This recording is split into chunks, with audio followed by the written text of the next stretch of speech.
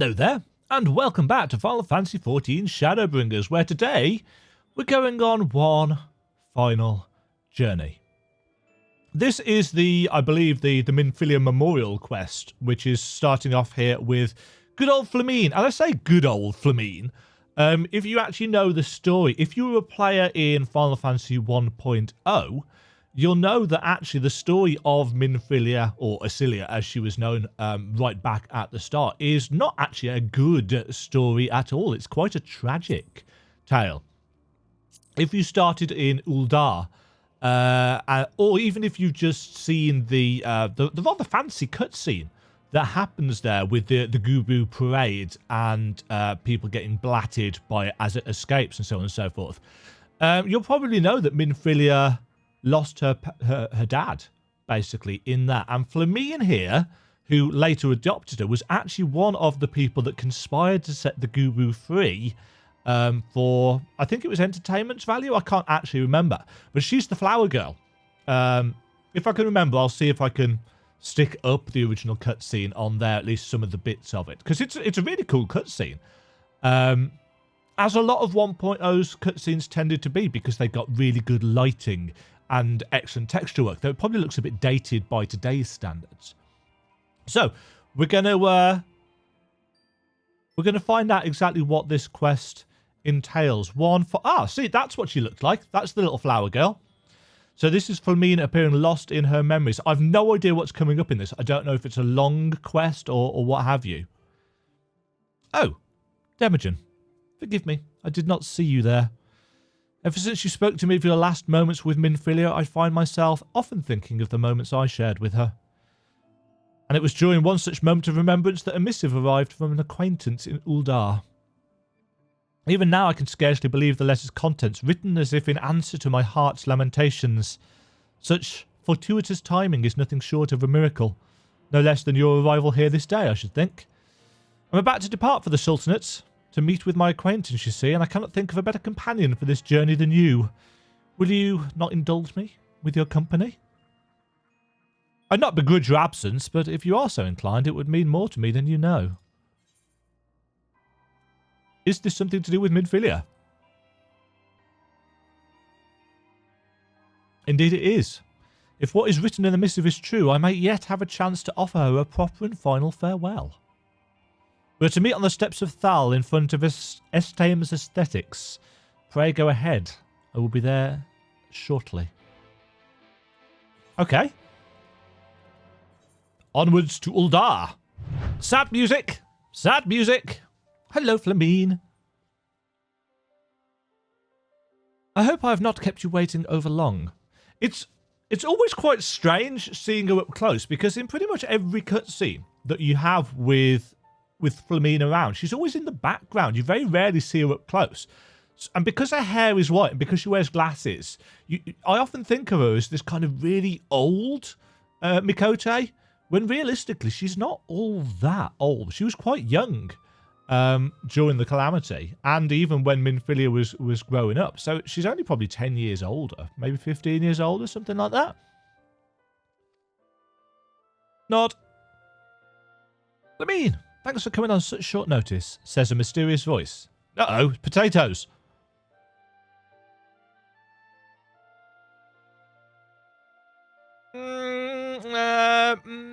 Do I know these characters? Clearly they know me.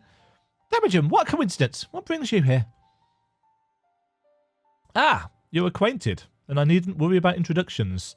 Demajen was with Minfilia in her final moments, you see, and I thought it only right that she be present. Oh, were they going to build a statue or something to her? So, is it true, my friends? Did you find it? No? Guess not. To start from the beginning, the concern was contracted to work on the waterways below. Ah! Something that she lost down in the waterways, which is during the escape from Ul'dah in 2.5? Right at the end? Naturally, this included reconstruction of the sealed aqueducts, which is where Minfilia brought the tunnels down on everybody. The place Minfilia and the others fled after the ill-fated banquets. Aye, And while we were clearing out the tunnel, a glint amidst the debris caught our attention. Cat's eye. At first we wondered how it got to be there of all places, but then we remembered the stone Minfilia gave you all those years ago.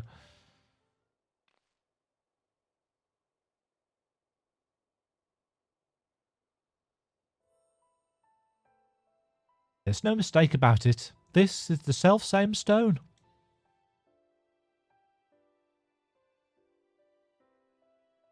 The very first stone she ever unearthed in those halcyon days when she was still called Asilia. She was beaming with pride when she presented it to me. It was a gift I would treasure for years to come. They've had to recreate those models for this. Until the day came when she needed it more than I. She seemed so lost that day in the waking sands. I knew that the cat's eye would remind her of how far she'd already come and instill her with a little more courage to take the next step. Weren't we there for that?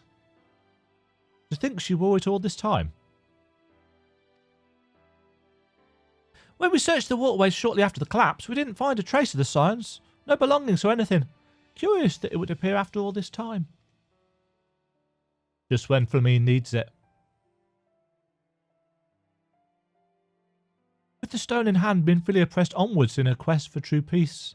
Never once did she look back. That's the waking sands. Yeah, we were there for that, weren't we? Didn't we find it? I'll have to double check that. And though she is gone, her legacy lives on. In you, Demajen, and the Scions, and in the child Reen.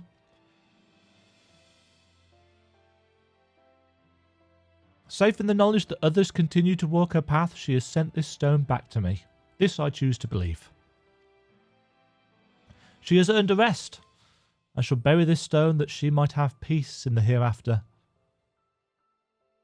Where are you thinking? Next to where her father rests. That was Warburton? I think that was his name. Indeed, there's no better place than with your loved ones. Well, you're doubtless keen to see to that, so we won't keep you any longer. We'll find a moment to go and pay respects ourselves afterwards. Till next time, take care. Thank you. Both of you. Ah, twilight over Thanalan.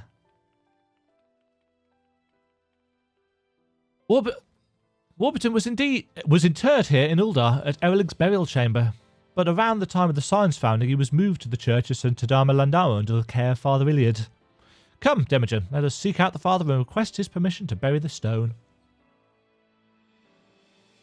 I suspected that's where we'd be going, because there's not exactly a huge number of graveyards in the game. Onwards! Flamine! Ah, there you are. I was just telling Father Iliad about Minfilia and the cat's eye. Welcome, my child, welcome. Flamine has explained to me the purpose of your visit, and I see no reason to refuse you. Minfilia would wish to rest with her father. I have known her since she was but a child, full of hope and wonder, an aspiring young miner following in Flamine's footsteps. A dutiful student, to be sure. Nary a day passed that she did not set out into the wilderness with a pickaxe in hand. But fate would say her set aside the miner's tools and instead don a mantle of far greater responsibility. She was as passionate then as she was in her childhood, a fire in her eyes that refused to be extinguished. It was that flame that compelled me to lend the Scions my support without a moment's hesitation. To now see so many brave and noble souls continue her work, it only reaffirms that I was right to place my faith in her. Forgive me, my meandering musings. You have not come to hear me wax nostalgic? Yeah, we have. Pray see to burying the cat's eye. The 12's blessings be upon you. Thank you, Father Iliad. Come, Demajen. Warburton's grave is just south of the church. Nod.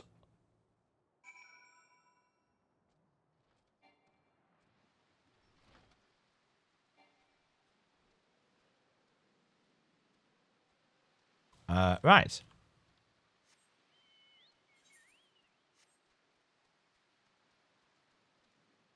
In a lovely little corner. Here it is, Demajen.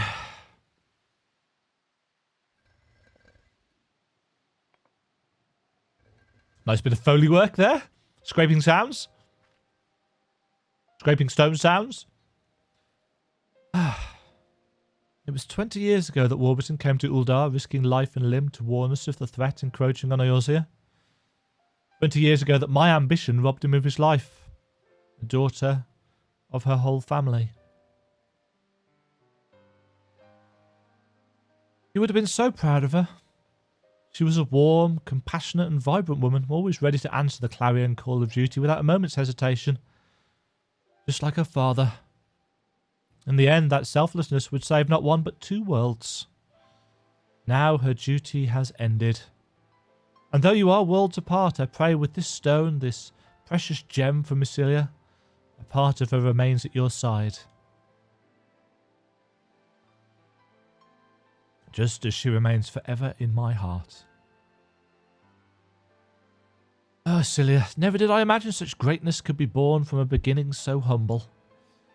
I am proud to have been there for that first little triumph. Not only did you find a gemstone, you found your own path.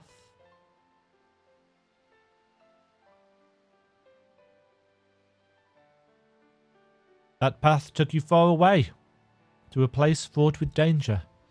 But you have achieved all that you ever desired, and you have returned.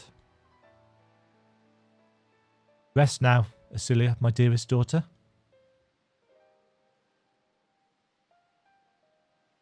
Won't you say a few words too?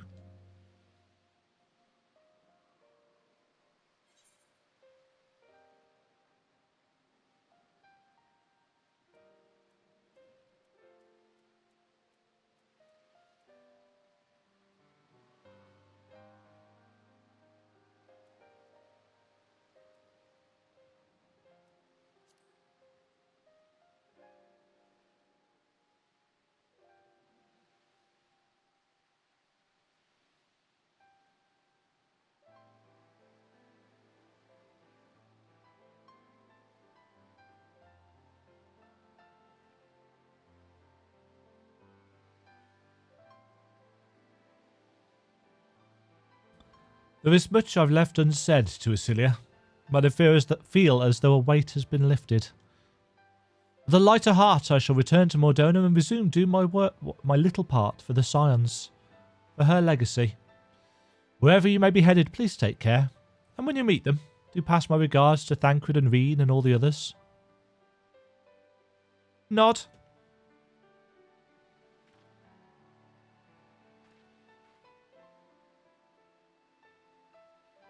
Thank you, Demajen, for everything.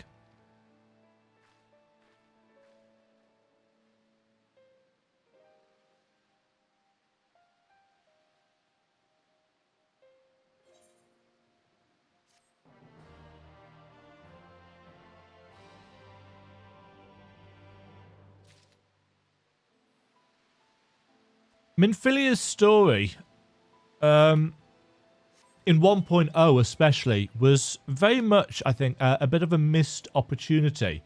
When they decided that they were going to basically destroy the world and remake the game, a lot of the kind of path companions stories fell a little bit by the wayside or got pushed into the background. And